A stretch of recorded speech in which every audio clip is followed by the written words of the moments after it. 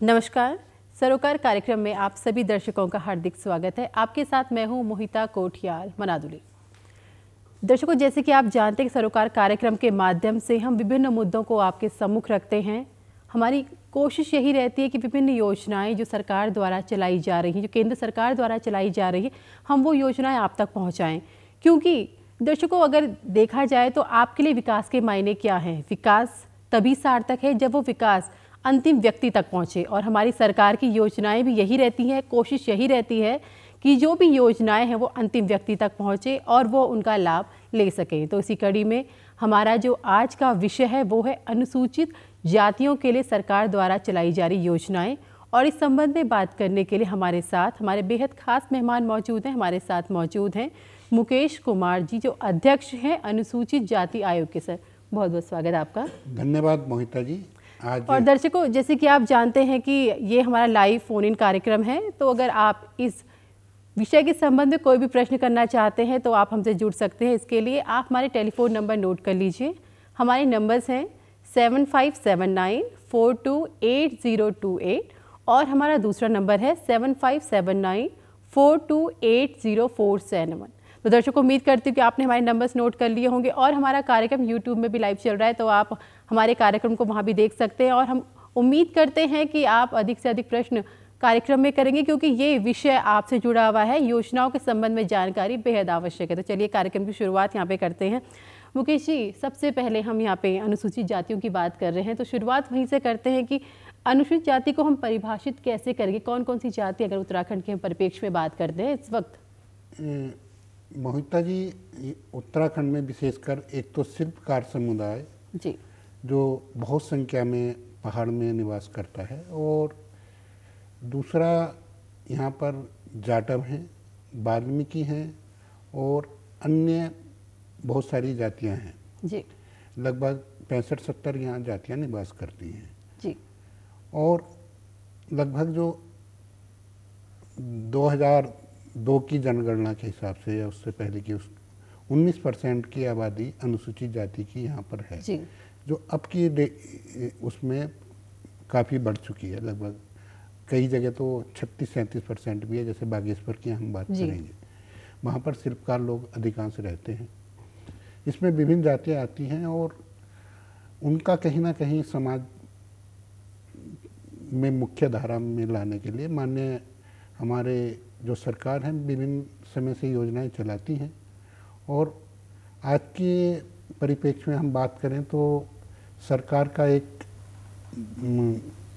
उद्देश्य भी है कि अंतिम छोर के व्यक्ति तक बिल्कुल हर एक योजना का लाभ बिल्कुल पहुंचाना। ये सरकार की कोशिश भी रहती है कि अंतिम छोर के व्यक्ति तक यहाँ पर जो योजनाएं पहुंचाई जा सके। मुकेश जी, जब योजनाओं की बात होती है तो सरकार की कोशिश रहती है हर वर्ग के आधार पर, उनकी ज़रूरत के आधार पर योजनाओं का निर्माण किया जाए। ऐसे में अनुसूचित जाति की हम यहाँ पर बात कर रहे हैं, तो इस वक्त वर्तमान समय में अनुसूचित जाति के लिए किस तरह की योजनाएं सरकार द्वारा चलाई जा रही हैं? देखिए, सरकार द्वारा अनुसूचित जाति के लिए अभी एक अगर जो हम बात करेंगे, अभी आदरणीय प्रधानमंत्री जी ने विश्वकर्मा योजना भी चलाई है जी। हमारे उत्तराखंड में मैंने भी आपको बताया था शिल्पकार लोग काफ़ी रहते हैं जी।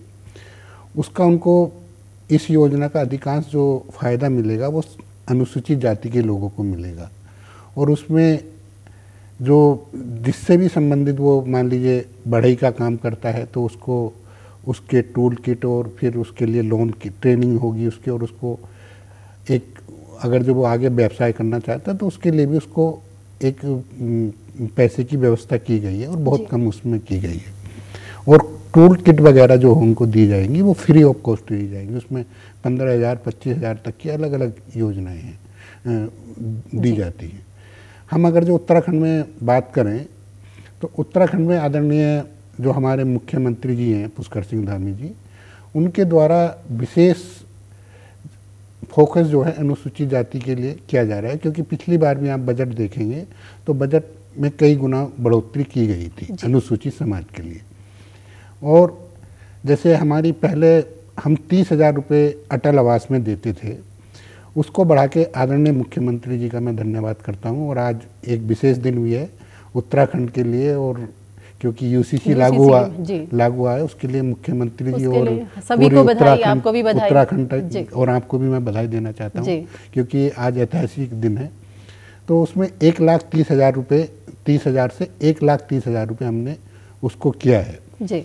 और 1,30,000 के साथ साथ अगर जो उसमें वो मजदूरी अपना मनरेगा के थ्रू 25-30,000 रुपये और हम उसको देते हैं, तो लगभग 1.5-2 लाख रुपए तक का उसको लाभ मिल जाता है। और ऐसे ही अगर जो कोई बच्चा आईएएस या किसी भी उसका मेडिकल किसी उसमें भी कोचिंग करना चाहता है तो उसके लिए फ्री ऑफ कॉस्ट है, चाहे वो आईएएस की कोचिंग करे या पीसीएस की करे जी। और अभी पहले हम इसमें अभी हमने काफ़ी कुछ सुधार भी किया है क्योंकि निरंतर सरकार का, क्योंकि आदरणीय मुख्यमंत्री जी का एक बड़ा अच्छा वो है सरलीकरण और समाधान और निस्तारण। तो उसके तहत कई योजना में, जैसे पहले आय प्रमाण पत्र 1500 रुपये का होता था गरीब व्यक्ति के, उसको बढ़ा के 4,000 किया था पिछली, पर अभी भी कुछ उसमें दिक्कत आ रही है 4,000 की बनाने में। तो धीरे धीरे आय का जो वो बढ़ता है तो उसके अनुसार भी चीज़ें बढ़ती हैं। तो हमारा प्रयास रहेगा कि इसको भी थोड़ा बढ़ाएंगे क्योंकि कई अभी समस्याएं आती हैं कि आय प्रमाण पत्र उनके नहीं बन पाते। जी मुकेश, जैसे आपने बताया कि आईएएस पीसीएस की तैयारी के लिए भी यहाँ पे बच्चों को सुविधाएं दी जाती हैं, वो सुविधाएं किन बच्चों को दी जाती है और कैसे उन सुविधाओं को प्राप्त कर सकता है, इसकी जानकारी आप हमें दीजिए। देखिए, इसमें जो भी बच्चा तैयारी करना चाहता है, वो मेडिकल की हो या उसकी हो, अभी तक हमारे 2 जगह कोचिंग होती थी, एक हल्द्वानी और एक देहरादून जी।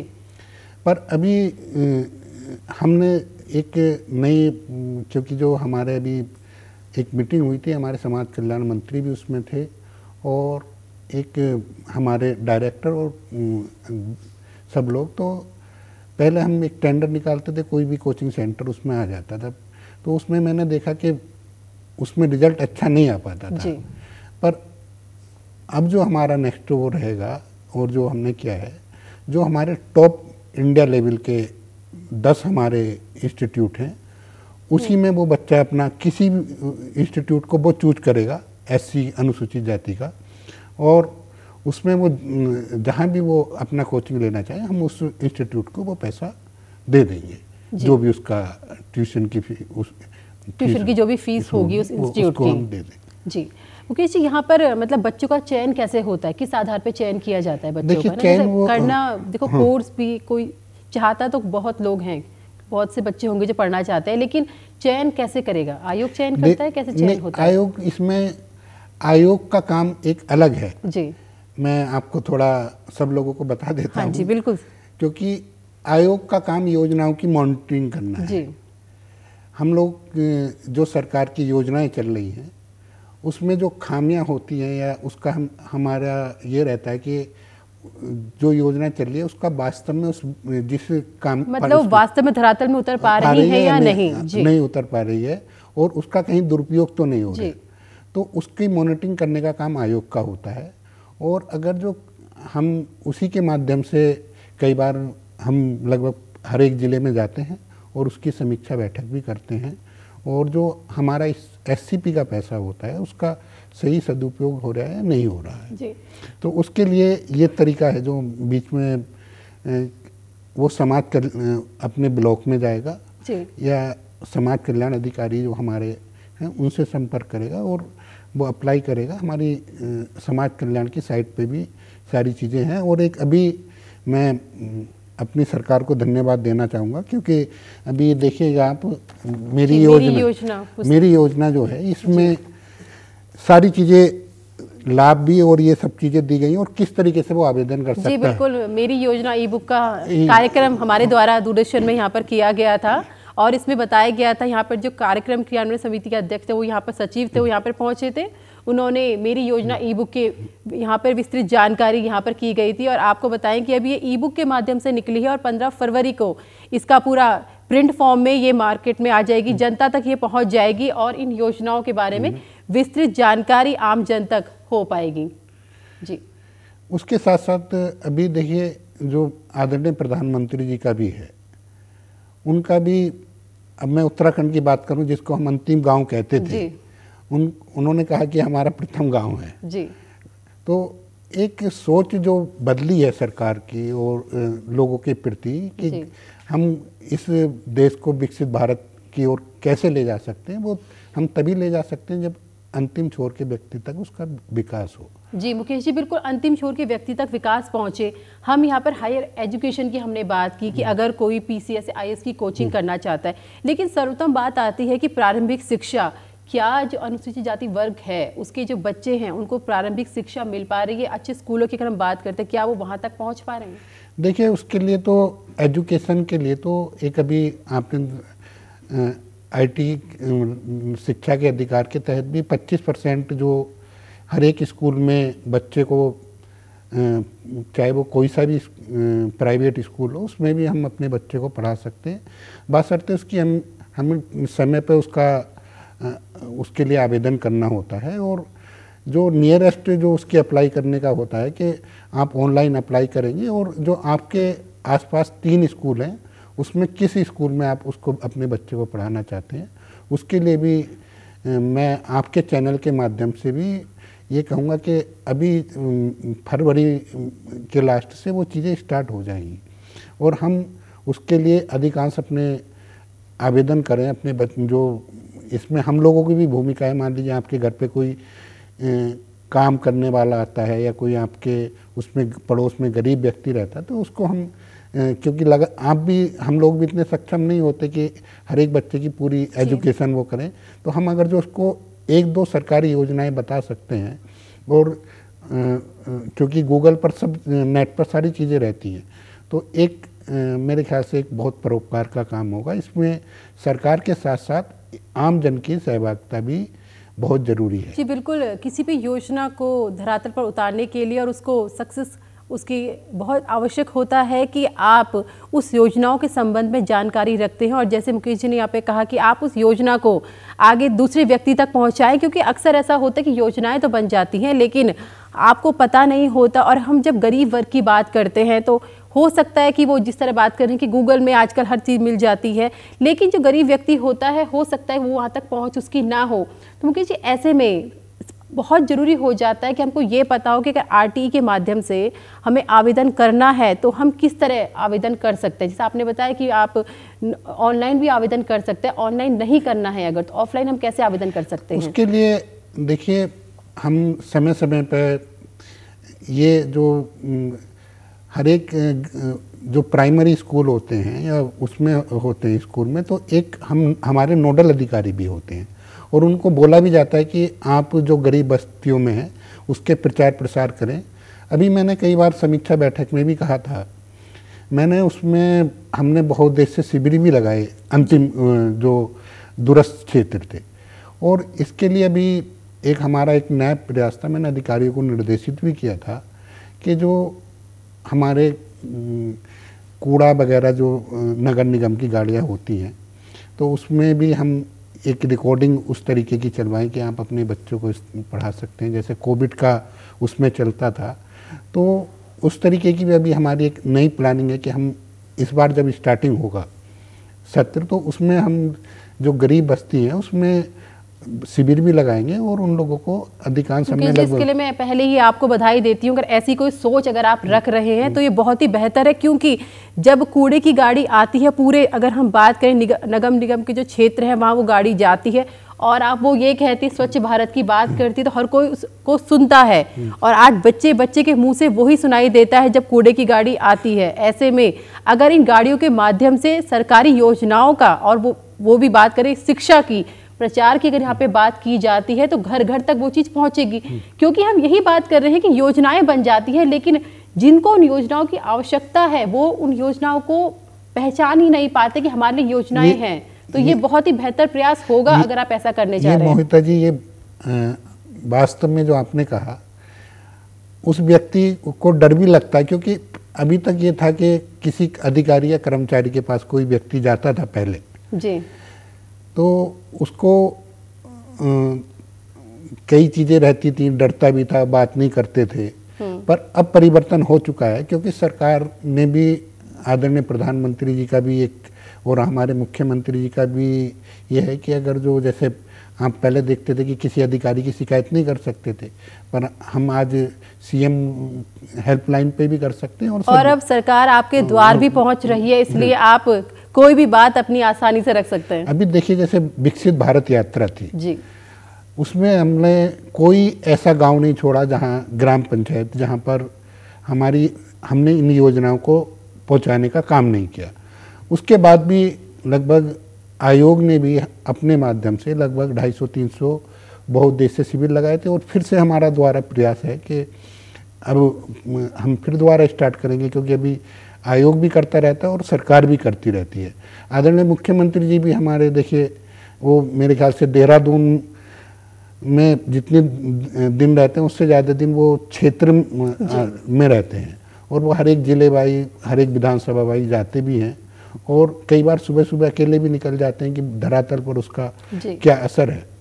तो जब ऊपर के लोग हमारे सरकार के, जब हमारा मुखिया और जिसमें आदरणीय प्रधानमंत्री जी भी हैं और हमारे मुख्यमंत्री जी भी हैं, दोनों जब काम करते हैं तो हम लोगों को भी फिर उनसे प्रेरणा मिलती कि हमें भी बहुत ज़्यादा काम करने की ज़रूरत है। जब मुखिया वास्तविक तौर पर आम जनता से मिल रहा है तो जो सरकारें होती हैं जब वो जनता से मिल रही है, मुख्यमंत्री जनता से मिल रहा है, तो अधिकारियों की भी ये जिम्मेदारी हो जाती है कि वो अगर आम जनता आ रही है तो उनसे बात करो। जनप्रतिनिधियों की भी ये जिम्मेदारी हो जाती है कि अगर सामने से जनता उनसे मिलने आती है, उनके क्षेत्र की जनता उनसे मिलने आती है तो उनसे बात जरूर करें और जिस तरह की परेशानियां उनके सामने आ रही हैं उनका निवारण भी यहाँ पे करें।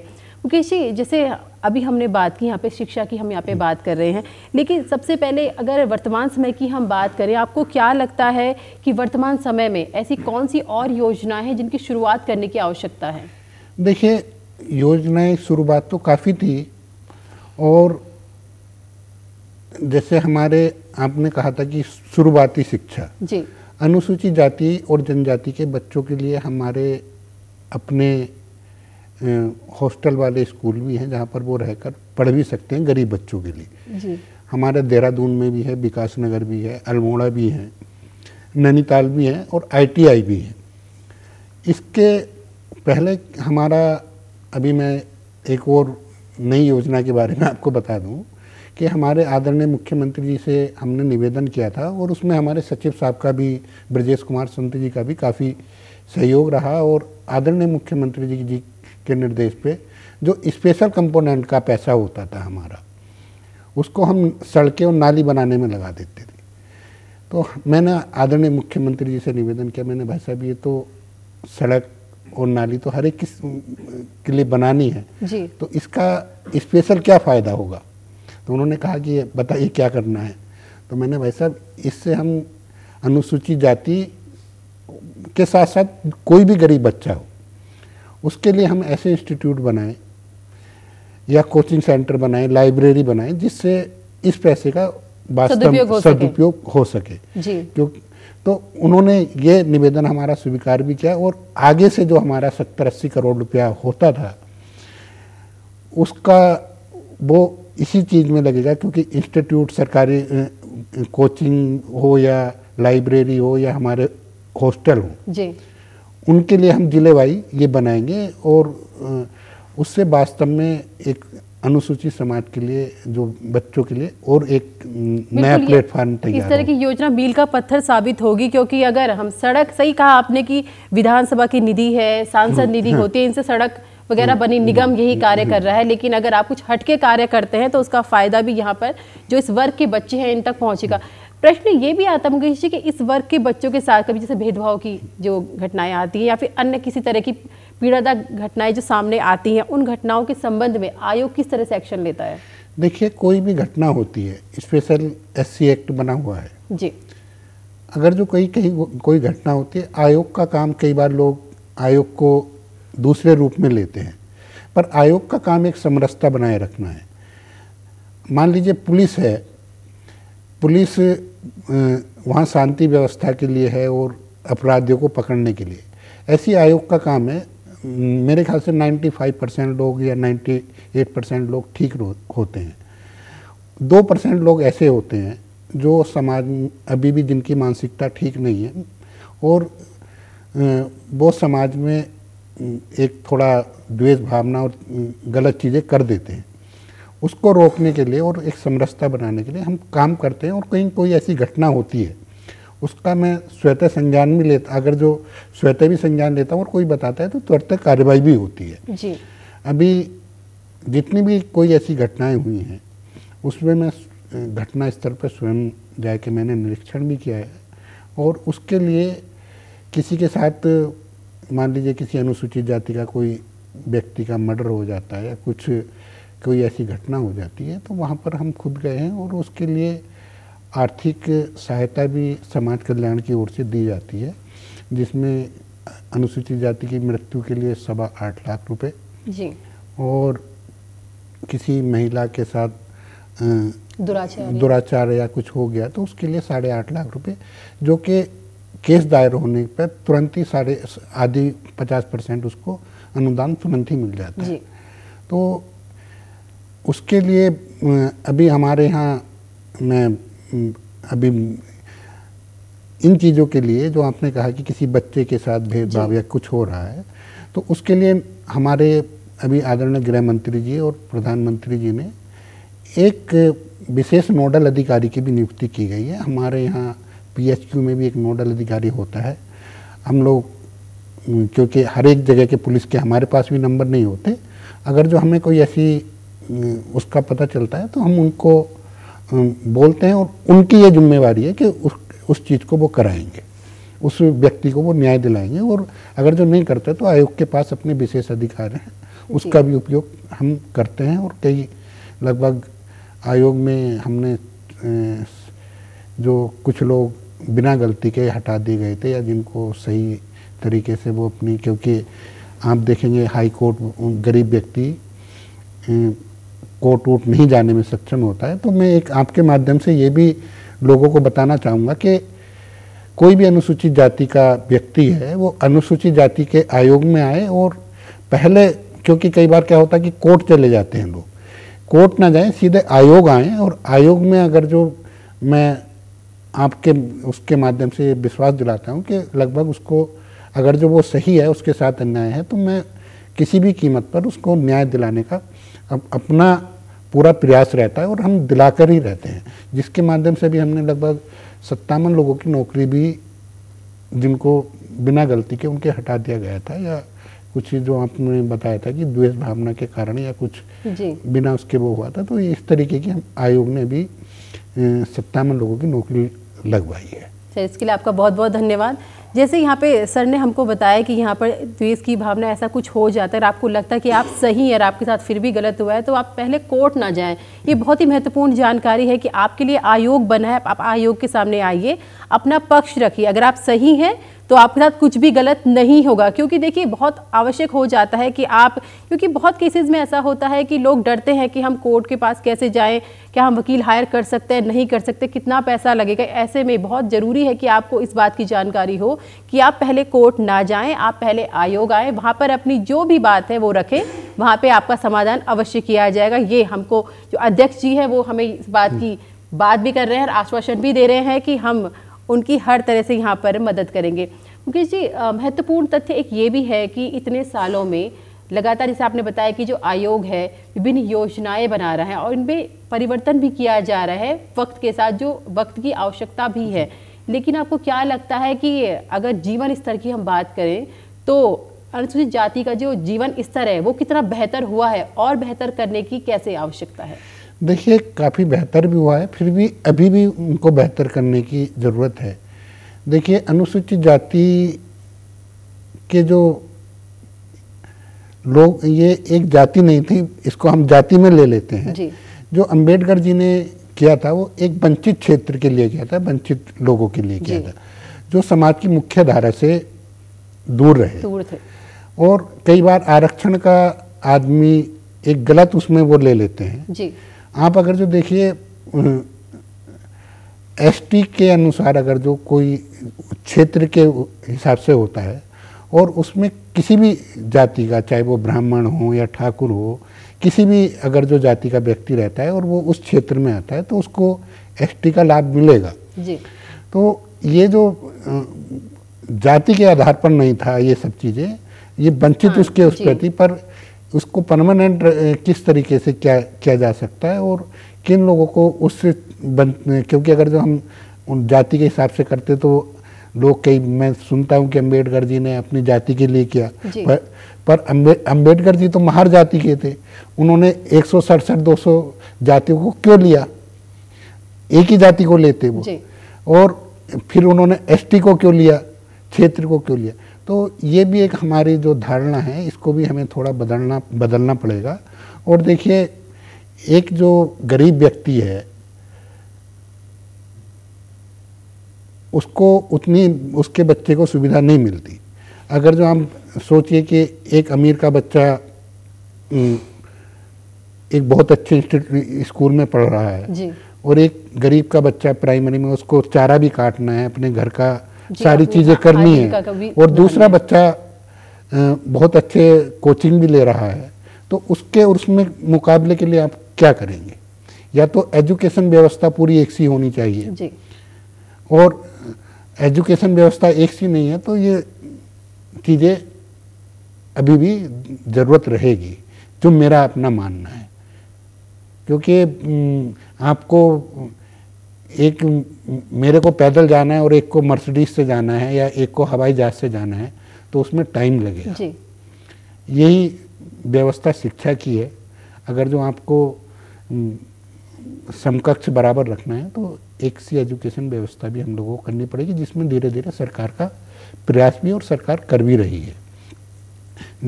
जो ये माननीय जो प्रधानमंत्री जी ने ये योजना लाए हैं राइट टू एजुकेशन की, तो ये भी उसी का एक माध्यम है कि वो बच्चे भी, जो गरीब बच्चा है वो भी एक अच्छे स्कूल में पढ़ सके और अपना एजुकेशन का स्तर अच्छा रख सके। मुकेश जी, वही है ना कि योजनाएं जितनी सशक्त रूप से बनाई जाती उतनी सशक्त रूप से उन्हें जनता तक पहुंचाया भी जाए। इसके लिए आयोग द्वारा, इनके प्रचार प्रसार के लिए आयोग द्वारा किस तरह की कोशिशें की जाती हैं?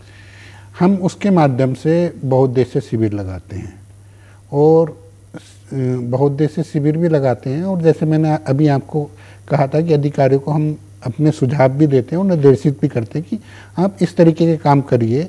जैसे मैंने आपको बोला था कि जो नगर निगम एरिया में उसके वो हैं, और बाकी जो तहसील या ब्लॉक स्तर पर हमने कहा कि आप दीवार पर या फ्लैक्सी के माध्यम से प्रत्येक योजना को लिखिए और उसका नोडल अधिकारी का नंबर भी उस पर होना चाहिए, जिससे वो उससे संपर्क कर सके। और उसको मान लीजिए, और ये सार्वजनिक जगह पर लगने चाहिए, तो उसके माध्यम से भी हम इस तरीके के प्रयास करते रहते हैं। सर, नंबर तो लिख दिए जाते हैं, लेकिन महत्वपूर्ण ये हो जाता है क्या वो नंबर अधिकारी द्वारा उठाए भी जाते हैं? क्योंकि अक्सर ये प्रश्न उठता है और ये शिकायत तो मुख्यमंत्री जी की भी रहती है कि अधिकारी फ़ोन नहीं उठाते। ऐसे में आपको क्या लगता है कि जो अगर आप लिख देते हैं तो आम जनता अगर फ़ोन करेगी तो अधिकारी होंगे वो फ़ोन उठाएंगे? कहीं ना कहीं यहाँ भी तो हमें कसने की आवश्यकता है। नहीं, यहाँ कसने की हम कसते भी हैं और कई के खिलाफ हमने कार्रवाई भी की है जी। और इसमें अभी आप देखेंगे माननीय मुख्यमंत्री जी भी अभी ITO ऑफिस कई जगह वो खुद भी छापेमारी करते रहते हैं, और हम लोग भी जाते हैं, और उसमें ब्लॉक स्तर पर भी और तहसील स्तर पर भी हमारे अभी देखेंगे हर मंगलवार को तहसील दिवस लगता है, पहले मंगलवार को। उसमें DM या हर जिला स्तर के कोई बड़े अधिकारी उसमें होता है, या CDO होंगे या ADM होंगे या DM होंगे जी।